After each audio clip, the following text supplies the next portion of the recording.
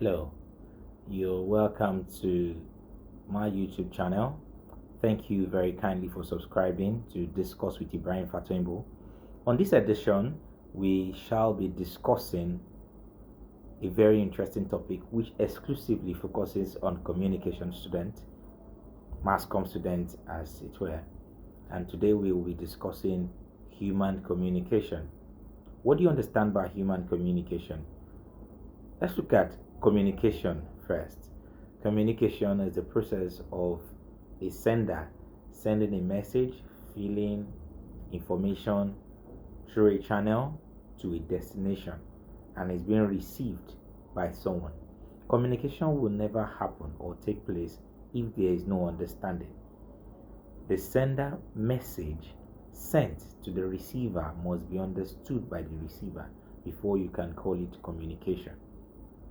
And human communication is for us to be able to live peacefully within our community. And that's why it is very important for us to communicate. Communication is life and communication is everything. So let's look at a particular topic under human communication, which is interpersonal communication.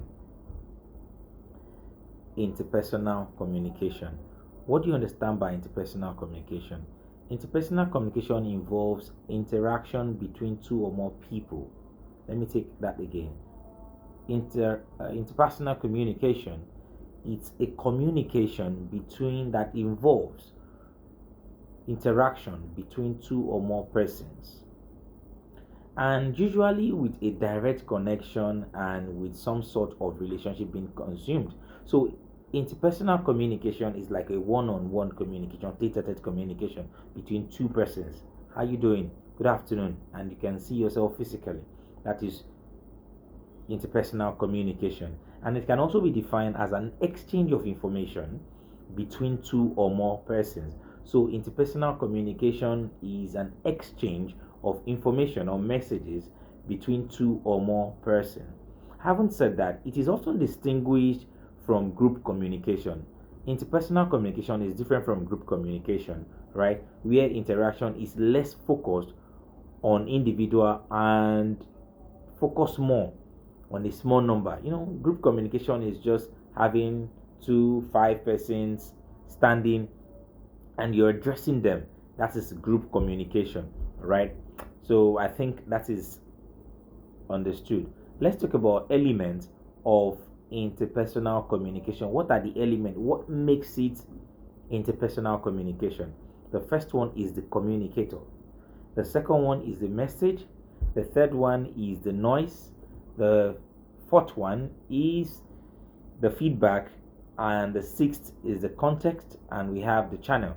So let's demystify, let's explain these elements one after the other.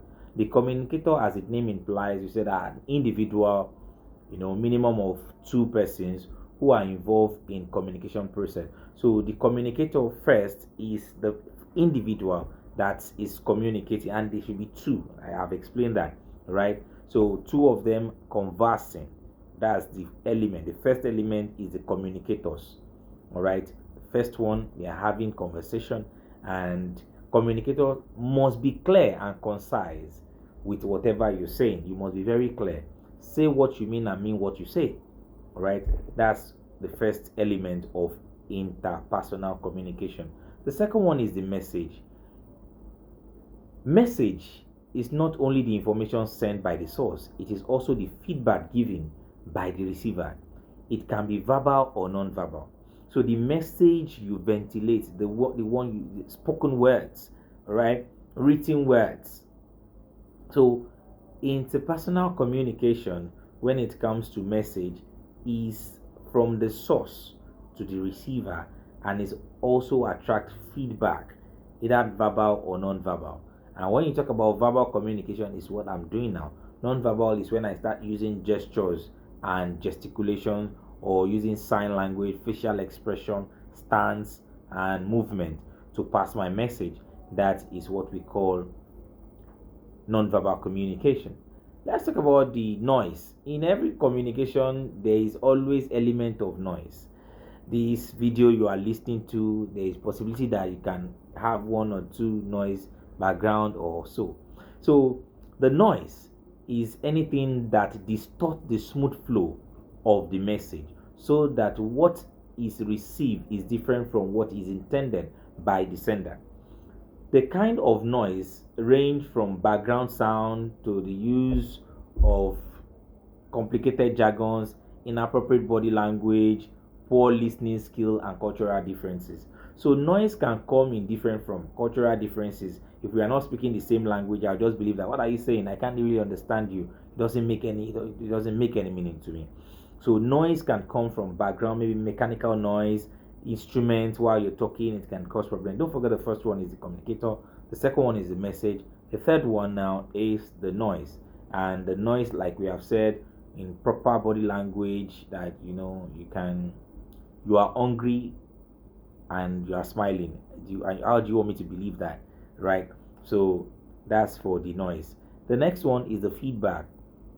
For every communication, for every message, there should always be what? A feedback. And feedback here is a verbal and non-verbal message the receiver returns, which allows the sender to know how accurately the message has been received, and the receiver feels or reacts towards the message.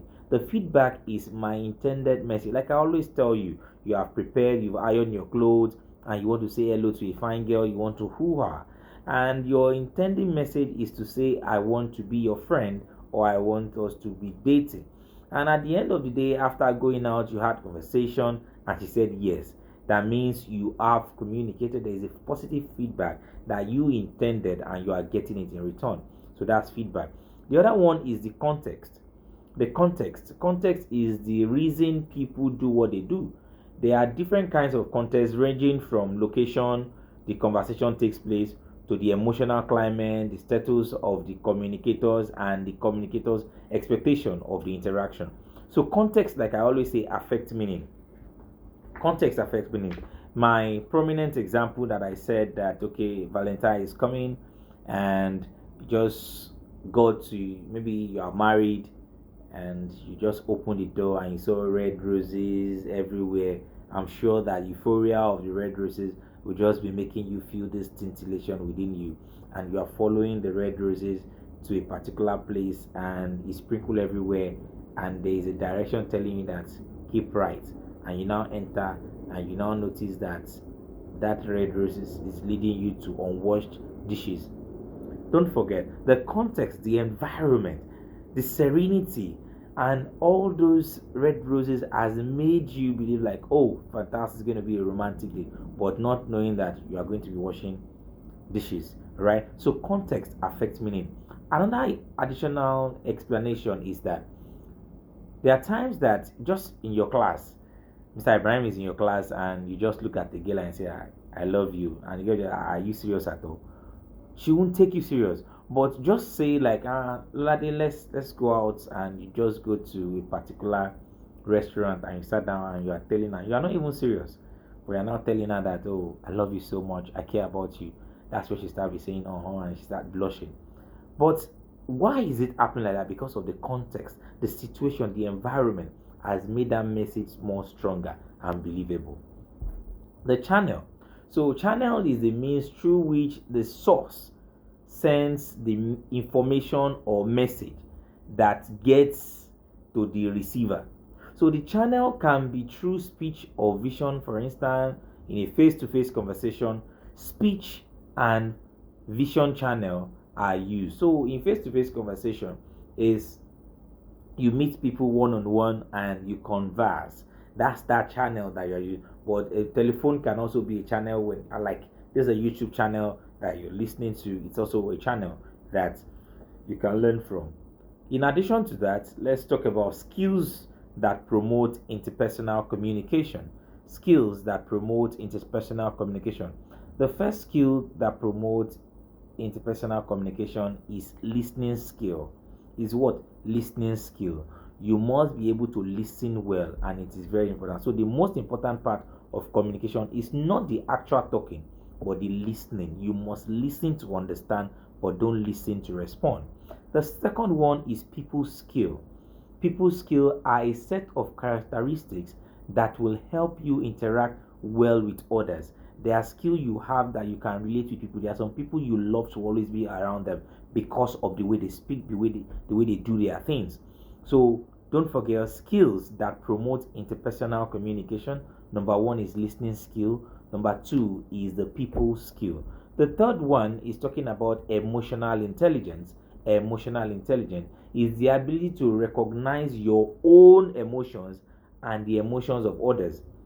Let me take that again. Emotional intelligence, the ability to recognize your own emotion and recognize the emotion of others, right? So that is emotional intelligence. Furthermore, emotionally intelligent people can label their feeling appropriately and use this information to guide their behavior. When you understand how it takes, for example, now this season is okay. This is season of Lent and Ramadan. One of the essences for you to know what it takes to be hungry. So if somebody accosts you and say like, I've not eaten since yesterday, I'm really hungry and famished, you can process it, you can think it through like, oh, it's true, it's always very hard. I could recall when I was also fasting. So emotional intelligence, because it has happened to you, you are having empathy, putting yourself in the next person's shoes so that you can understand them better. The next one is appropriate skills. Selection or selecting the best interpersonal communicators are the ones who can use appropriate skill in certain contexts.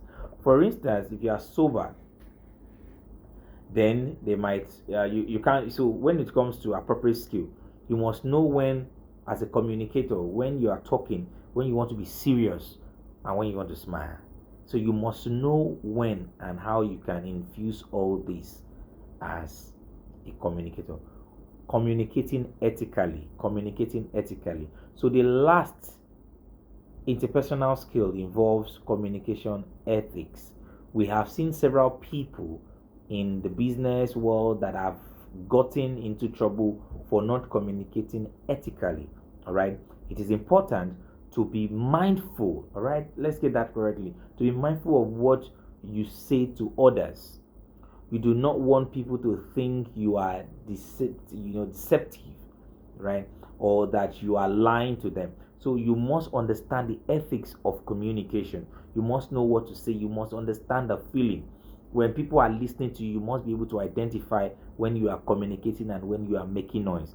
Yeah, as communicators, you must know when to stop when you're talking.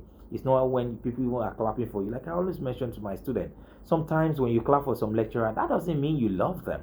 That doesn't mean you really want to hear more from them. It's just saying like, we are tired of you. Just leave this class, right? So it depends. As a communicator, I'm always conscious of my student and I know what they want and what they don't want. Now, I haven't talking about interpersonal communication. Let's talk about group communication. As its name implies, group communication refers to exchange of information, ideas, and messages among three or more individuals with shared objective. All right, shared objective.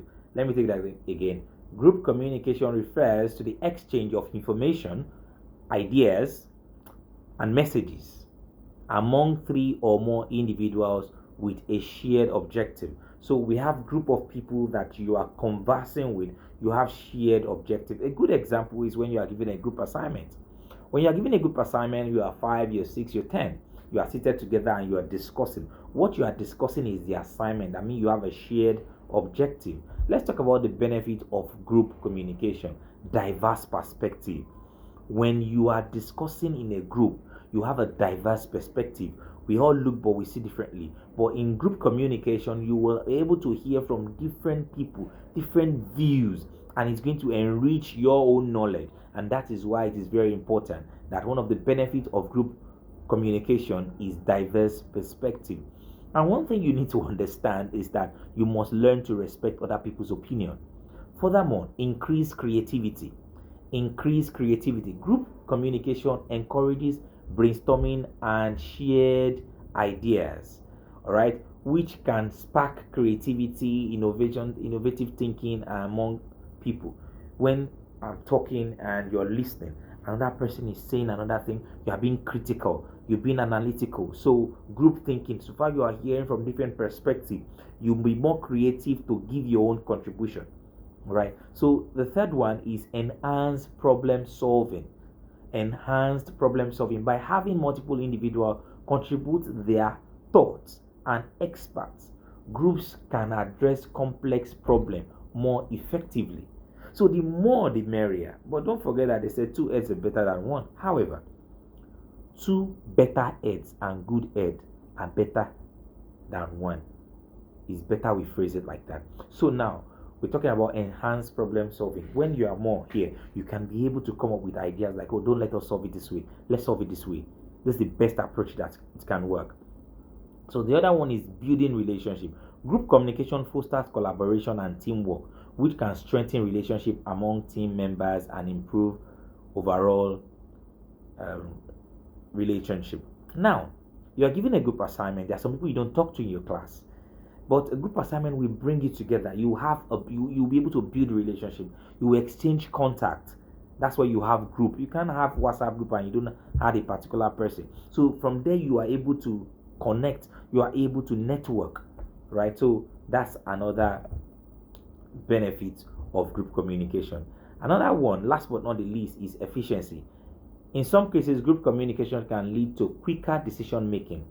Quicker decision making rather than you just imagine most of the major issue you are always facing as a female is the clothes to wear to school. And if you're married, you have issue of what are we going to eat today. So, but when it comes to group communication, there is high probability that decision will be made very fast. It can only be very fast if those several good heads that are better than one are coming together. But if they are bad heads, you can't make fast decision. You will continue to rigmarole. Right? So these are the benefits. What do I want you to focus on? Let's look at the factors that influence group dynamics. Factors that influence group dynamics. The first one is communication pattern. Communication pattern. Factors that influences group dynamics. What influences the dynamism in group communication is communication pattern. Now, the ways in which group members interact, answer information can affect group cohesion and performance. All right. So this pattern, the way this one is talking, you look at it like, oh, I like the way he's talking. I like the way she's speaking. I like his worldview. Right. So the next one is cultural diversity. Factors that influences group dynamic. If you are putting yourself in a group, what makes it unique? What makes your class unique is that you have a Muslim, you have a Christian, you have a pagan, you have Yoruba, you have Hausa, you have Igbo. So you're having vast knowledge. You're having vast knowledge. So cultural diversity is another factors that influence group dynamics. So the presence of cultural background, values, norms within the group, which can enrich the challenge group dynamics. So cultural diversity also also influence group dynamics. Another one is leadership style. Who is the group leader? Who is leading? All right, the approach taken by the group leader, which can lead a facilitator or a group effectiveness. Who is leading? Some of you'll be fighting, you don't want to be a group leader, but you see some groups that there's somebody that will take up the responsibility. And let me leave you with this: someone giving responsibility and not responding to it is irresponsible, right? So but as a leader, you must lead by example. So that is another thing that brings dynamic to group conversation. So environmental factors, the exponent factors that affect the group, such as resources and technology, is another thing that can bring about group dynamic. Last one is power dynamic, the distribution of power and influence within the group, which can impact the decision and conflict resolution. There are some that they are a few way, they know this thing so well that they just want to talk. All right, they just want to talk, and when they are talking, they expect everybody to keep quiet. And we have a group leader that is also astute. So there's always power dynamic. Let's do it this way. Let's do it this way. But when it comes to do as a communicator in human communication, you must understand that everybody's opinion counts regardless. So the last one that we will be discussing on this edition is persuasion. We've talked about interpersonal communication, group communication. So let's talk about persuasion. Persuasion, according to Robert, he said defined persuasion as a process of intentionally, as what? Intentionally convincing someone to change their thoughts or action. So you don't persuade without having the intention. You have an objective. So persuasion is about intentionality to change how people see things or how they view things. So persuasion is also a process of intentionally, get that word, intentionally using communication strategy or influence to exchange or to change, I beg your pardon, to change, right? Someone's belief, attitude, motivation, behavior, often by appealing to their emotions, logic, or social instinct. I love to take that again. Persuasion is also a process of intentionally using communication strategies or influence to change someone's beliefs, attitude, strategies, motivation, behavior, often by appealing to their emotion, logic, and sense or social instinct. So it involves guiding others to adopt a desired viewpoint. So you don't need to fight people to get your ideas accepted. You must be very persuasive. You must know the right words to use. And that's why you understand the group dynamics. In the group dynamics, before you want to give your opinion, why do you want them to accept it? You must be able to be persuasive in nature. As a communicator, it's not about fighting to make your point. Make points, don't make noise. And you can never talk about persuasion without you talking about Aristotle. Aristotle is the father of rhetoric, and he propounded and gifted us with some element of persuasion. And the first one that I will be talking about is the ethos. The ethos, appeal to credibility. The meaning of ethos is appealing to what? Credibility. That means ethos establish the speaker's or writer's credibility, authority, or trustworthiness. Imagine me as a communication teacher. I should just walk into a medical facilities and be telling them about COVID-19, about malaria, and how to administer a particular. They will ask you, who are you? Are you a medical doctor?